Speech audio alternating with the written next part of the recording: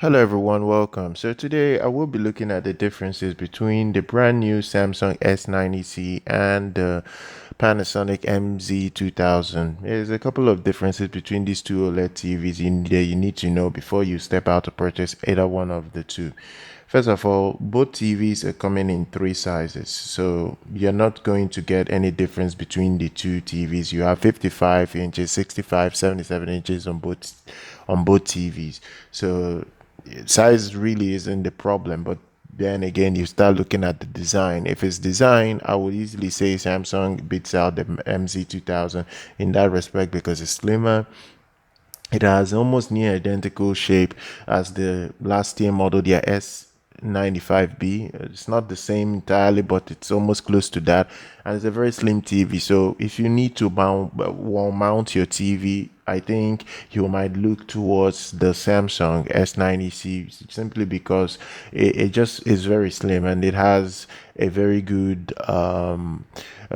design to be placed on your wall more than a TV that you just mount on a TV stand, like the MZ2000. And I really would recommend the MZ2000 for someone that just wants to have the TV on a table, and that is it. Another thing again you now start looking at is what you get inside the TV. The Panasonic MZ2000 comes with a multi-layer heatsink. It's very important you know this because one thing multi-layer heatsink does for this Panasonic TV is keep it very cool. Because it's an MLA based TV. MLA means micro lens array tech that is in this TV. It can get incredibly bright. I'm talking of something well over 1500 nits, probably almost close to 2000 nits, and that for an OLED TV is very, very, very high. So if you have that kind of brightness, you need that TV to be cooled down, or else the TV will probably get damaged pretty quickly. The S90C from Samsung doesn't really come with any heatsink. So it's not like the Panasonic that has this heatsink, but you're not getting any heatsink with the Samsung, but the Samsung is still very bright. I don't know who will last longer between the two because I do prefer TVs that have this heatsink because it just means that TV can be durable for a very long time. But then again, we'd start looking at some other features that the S90C comes with, which is really important. For instance, you're getting Bluetooth 5.2. You also will get Bluetooth on the Panasonic, but it's not necessarily 5.2. The thing is that it's the older 5.0 that you get, and the MZ2000 comes with Wi-Fi 5 as opposed to a much better Wi-Fi that you get on the Samsung S90C. The other thing again you will look at is the fact that the Samsung S90C has better refresh rate. You're looking at 144 hertz as opposed to the 120 hertz that you find on the MZ2000. So if you game a lot, you need a high refresh rate, you get the S90C. But then again, you have to start looking at what that S90C will lack, because if you're someone that game in Dolby Vision or you watch a lot of Dolby Vision content, I just don't see you buying the S90C because the S90C does not have Dolby Vision support. It's not gonna work if you game a lot with in Dolby Vision content. It's not just gonna work. And the MZ2000 comes with just two out of the four HDMI's that it's coming with that supports 2.1 standard. So that's something you have to look at. But when you now look at the Samsung S90C, all four of the HDMI are 2.1 standard. That's another limitation that you have to deal with.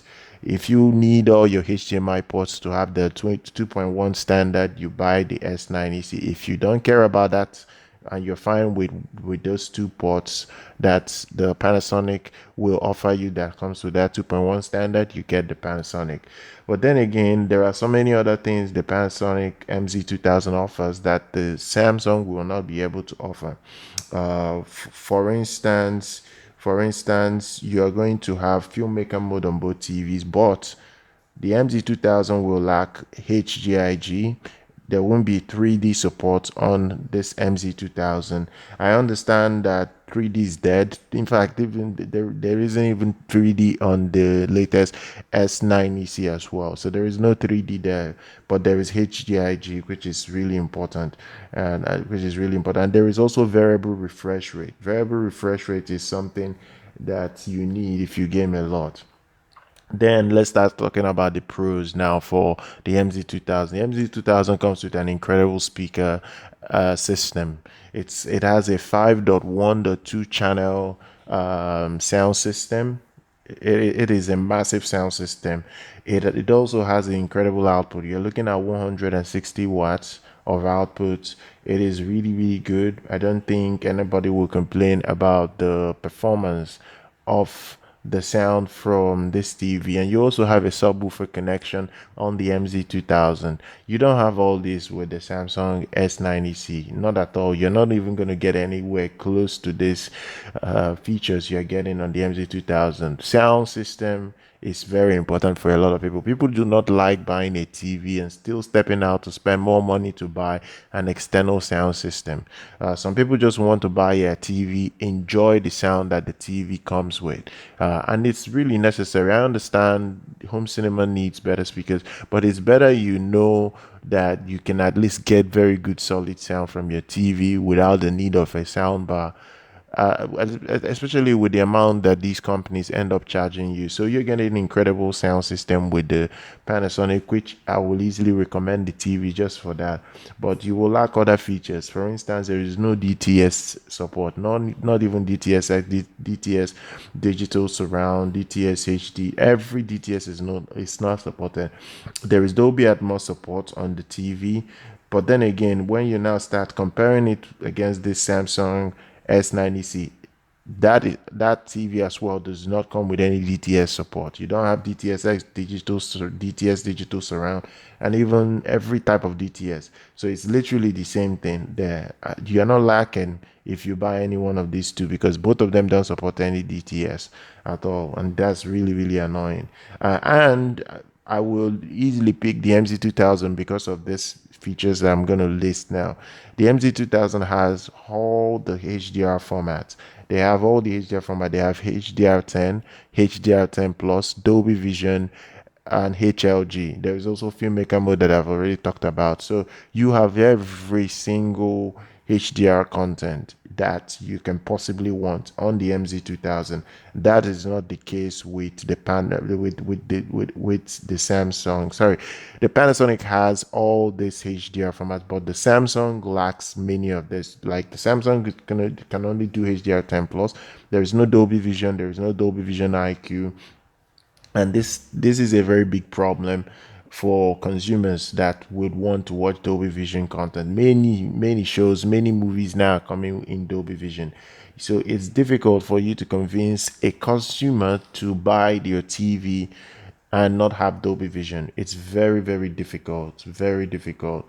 And look, the MZ2000 has all this. I really love for the fact that the TV offers you every HDR standard that is out there, and very few TVs can offer you all four HDR standard. So very few TVs. Philips does that as well. Philips offers you all the HDR formats, but these are very few companies that can do that, which is very weird to me that a company like LG doesn't have HDR10 plus. A company like Samsung does not have Dolby Vision. I just don't know their problem. I just don't know the company's problems. They just don't want to offer you all the HDR support. The other thing again is the OS you're getting. You're getting Tizen 7.0 on the Samsung S90C. You're getting My Home Screen 8.0 on the Panasonic MZ2000. There is no Chromecast support. There is no Apple AirPlay 2, and there is no HomeKit support on the MZ2000. So there is a lot of things that are missing on the MZ2000 in this regard. You won't have Chromecast on the Samsung S90C. There won't be also be HomeKit, but you will get Apple AirPlay 2 and every other app support like Hulu, Netflix, YouTube, Disney Plus. But then again, the MZ2000 lacks HBO Max, lacks Hulu, And that's it. But I don't think people will be too bothered about that, because you have Netflix, you have YouTube. I think most people will be fine as long as they have these two on their TV. So I don't think they will miss the Hulu and HBO Max, if I'm being really honest right now. Other than that, I would say these two TVs are fantastic. You can go for either one of the two. You won't regret any one. I'll drop details for both down in the description. Do check that out. Subscribe to the channel, like our content. I'll see you guys very much next time.